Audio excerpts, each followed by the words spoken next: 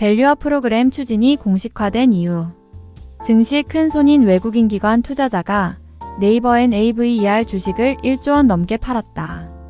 주가가 1월 중순 이후 지속 약세인데 특히 밸류업 국면에서 대표 성장주로서 소외됐다. 실적은 양호했음에도 중국 직구 플랫폼 유입에 따른 우려로 투자자들의 기대가 낮아진 면도 있다. 밸류업 이후 13.8% 빠진 주가 경기 불확실성 우려도. 8일 코스피 시장에서 NAVER는 전 거래일 대비 1,000원 0.53% 내린 18만 8천원에 거래를 마쳤다. 지난 1월 24일 기업 밸류업 프로그램 추진이 공식화된 이후 약 한 달 반 가까이 주가가 하락했다. 종가 기준으로는 1월 24일 21만 8천원에서 이날 기준 약 13.8% 하락했다. 1월 중순 이후부터 지속적인 하락세로 52주 신저 47만 8천원을 기록한 지난해 10월 20일 종가 18만 200원에 가까워지고 있다. 네이버 주가가 약세를 보이는 데는 외국인과 기관의 매도세가 강하게 작용했다.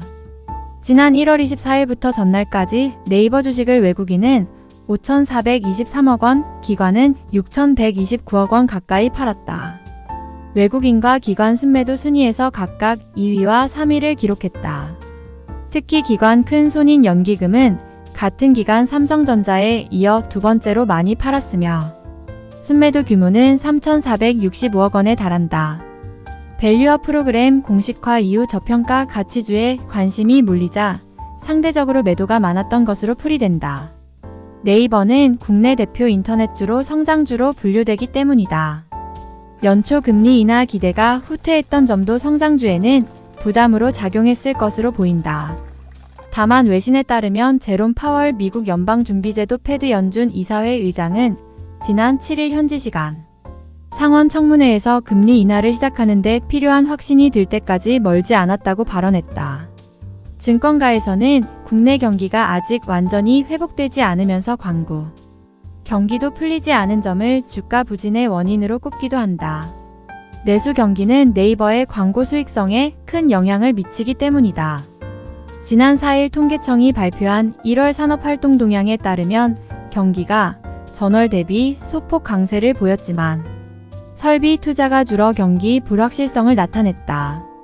산업 생산은 전월 대비 0.4% 증가했고 소비 동향을 나타내는 소매 판매액 지수 계절 조정은 0.8% 상승했다.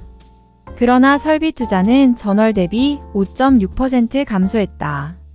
알리익스프레스 우려는 기후, 주가 반등 가능하다.